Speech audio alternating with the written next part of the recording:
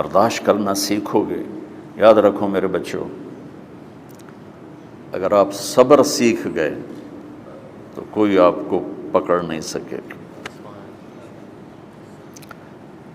یہ جو ریسنگ گاڑیاں ہوتی ہیں نا، فراری اور مختلف ان کے نام ہیں، مشہور فراری ہے، اٹلی میں بنتی ہے، لیمبرگینی، یہ دونوں بنتی ہیں وہاں اٹلی میں، اور اس میں جو آدمی جا رہا ہو اس کے لیے سپیڈ لمٹ کی قید کوئی نہیں، ورنہ سب گاڑیوں پہ 120 کلومیٹر پر کہ اوپر جائیں گے تو جرمانہ ہوگا، لیکن جو آدمی لیمبرگینی میں جا رہا ہے یا فراری میں جا رہا ہے اس کے لیے کوئی جرمانہ نہیں، چونکہ وہ یوں کرو تو 1 سیکنڈ میں وہ 120 پہ چلی جاتی ہیں، صرف اتنا کرنے سے شوں ایسے جاتی ہیں۔ تو میں آپ کو ایک لیمبرگینی دینا چاہتا ہوں، فراری 8 کروڑ کی ہے، فراری 8 کروڑ کی گاڑی ہے فراری۔ کئی دفعہ وہاں جب جاتا ہوں تو کوئی نہ کوئی بٹھا دیتا ہے، یہ آپ کو ذرا سیر کرائیں، وہ ہمارے کو تو شوق کی کوئی چیز ہے نہیں، وہ نوجوانوں کے شوق کی چیز ہے۔ تو 8 کروڑ کی گاڑی ہے، میں مفت آپ کو دے رہا ہوں، وہ ہے صبر۔ آخرت کے سفر میں اگر تیز چلنا چاہتے ہو اور سب سے آگے نکلنا چاہتے ہو تو صبر کی فراری پہ سوار ہو جاؤ، تمہیں کوئی پکڑ نہیں سکے گا، تمہارے کوئی قریب بھی نہیں آ سکے۔ کہ دنیا میں صبر کرنے والوں کا قحط آ گیا ہے، بڑے بڑے علماء ہیں اخلاق سے خالی، بڑے بڑے علماء ہیں صبر جانتے ہی نہیں، اور پورا معاشرہ سر علماء، تم کل کے علماء ہو اس لیے علماء کی بات کر رہا ہوں، ورنہ پورا معاشرہ میرے بچوں صبر سے خالی ہے۔ تم سیکھو۔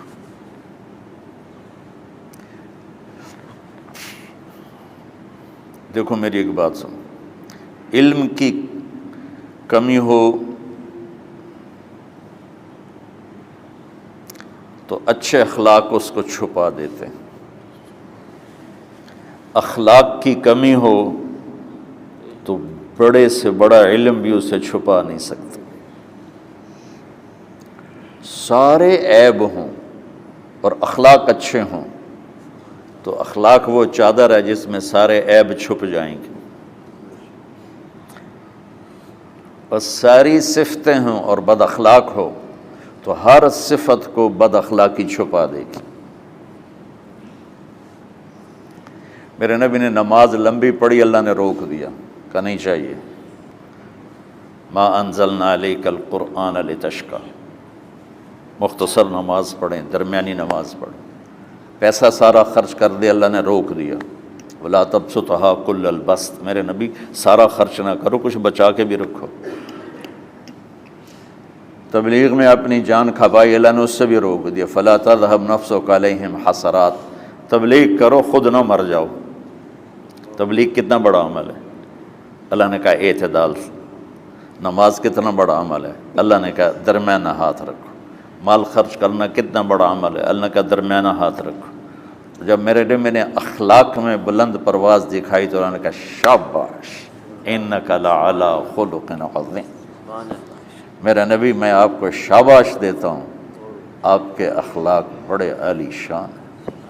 یہ نہیں کہا کہ اتنے بھی ذرا تھوڑا اکھ بھی کھائی کر، کوئی کوڑا ہویا کر۔ تو تم مولوی بڑے غسیلے ہوتے ہو، تم میرے بچے بیٹھو نا اس لیے بات کر رہا ہوں، صبر نام کی شے ہی نہیں ہوتی۔ فقہ پڑھنا تو ہماری مت ماری جاتی۔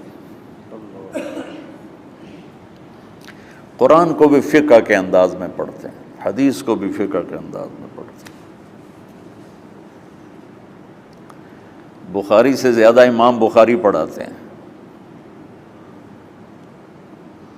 ترجمۃ الباب پہ اتنا وقت لگا دیتے ہیں کہ حدیث جو اصل چیز ہے اس کی طرف توجہ نہیں جاتی۔ امام بخاری کی کتاب کا مقدمہ کوئی نہیں، تو اس پر جب بخاری شروع ہوتی ہے تو ہفتہ ہفتہ اس پہ سبق چلتا ہے کہ امام بخاری نے مقدمہ کیوں نہیں لکھا، جی میں سارے مل کے یعنی امام صاحب نے تو گلاں کیتی جاندی۔ میں اس کا اتنا آسان 1 منٹ میں اس سارے سبق کو ختم کر دیتا ہوں بخاری شریف کے، کہ دیکھو بھائی امام صاحب کا دل نہیں کیا مقدمہ لکھنے کو، اس لیے انہوں نے نہیں لکھا۔ گلموں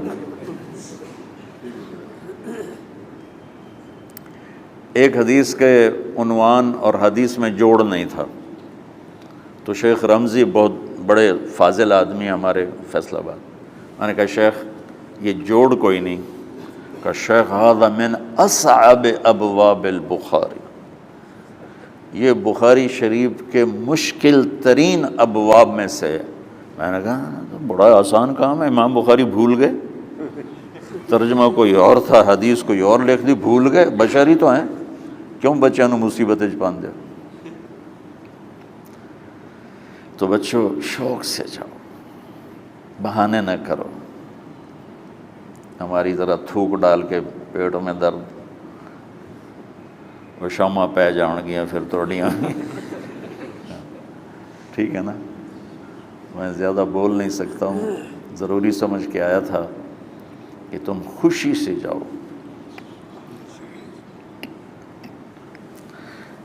پھر اس میں جو ناگواری آئے گی اسے برداشت کرو گے تو پھر آپ کا صبر بڑھے گا۔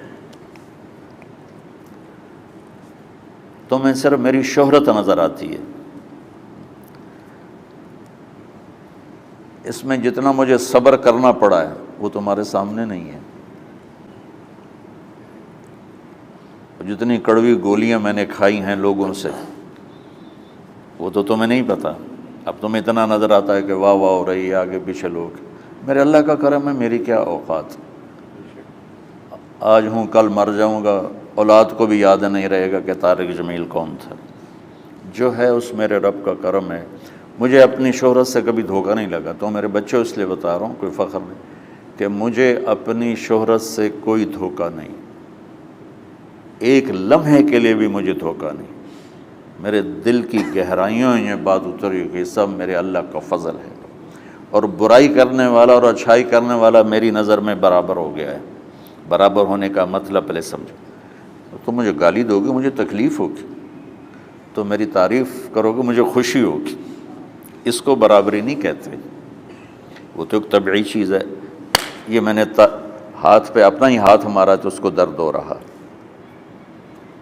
تو اگر میں مولوی شوکت صاحب سے بدتمیزی سے بات کروں گا تو ان کو تکلیف ہوگی، اور میں ان کی قربانیاں بیان کروں گا۔ یہ ذرا کھڑے ہونا،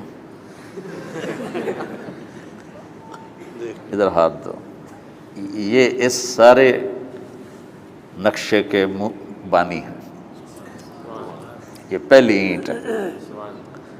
یہ 3000 روپے اس وقت لے رہے تھے 1985 میں 86 میں کراچی،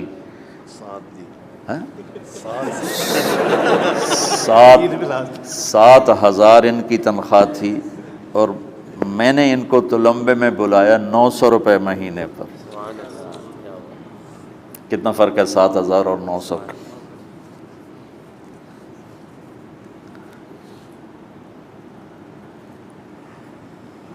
لوگ میری تعریف کرتے ہیں، میں اللہ کا شکر ادا کرتا ہوں، اور اس پہ میں تکبر میں نہیں آتا۔ یہ ہے مدح اور ذم برابر ہو جائے، یعنی تعریف کرنا اور برائی کرنا برابر ہو جانے کا مطلب یہ نہیں ہے کہ برائی کرنا سن کے اثر نہیں ہوتا اور تعریف سن کے اثر نہیں ہوتا، نہیں، برابر ہونے کا مطلب بتا رہا ہوں، اس کی توفیق، تائید، رحمت اپنی اولاد کو بتا رہا ہوں۔ کوئی میری تعریف کرتا ہے، میں اللہ کا شکر ادا کرتا ہوں اور اپنے آپ کو بھولتا نہیں ہوں۔ کوئی میری برائی کرتا ہے تو میرے دل میں اس کے لیے کوئی منفی جذبہ نہیں پیدا ہوتا۔ یہ ہے اچھائی برائی کو برابر کر دینا۔ کہ میرے اوپر مختلف الزام لگتے ہیں تو میں ان کو پی جاتا ہوں، اور اس طرح کا معاملہ کرنے والوں سے اپنے دل کو بالکل صاف رکھتا ہوں، بالکل صاف، اور میرا ان سے معاملہ اسی طرح ہوتا ہے جیسے پھر آؤ جی اپنی وجہ سے کبھی کسی سے قطع تعلق نہیں کرتا۔ تو بچوں، صبر بہت بڑی دولت، یہ تمہاری تبلیغی زندگی میں بھی کام آئے گی، علمی زندگی میں بھی کام آئے گا، جب تم گھر والے بنو گے، شادیاں ہوں گی، اس وقت یہ کام آئے گا۔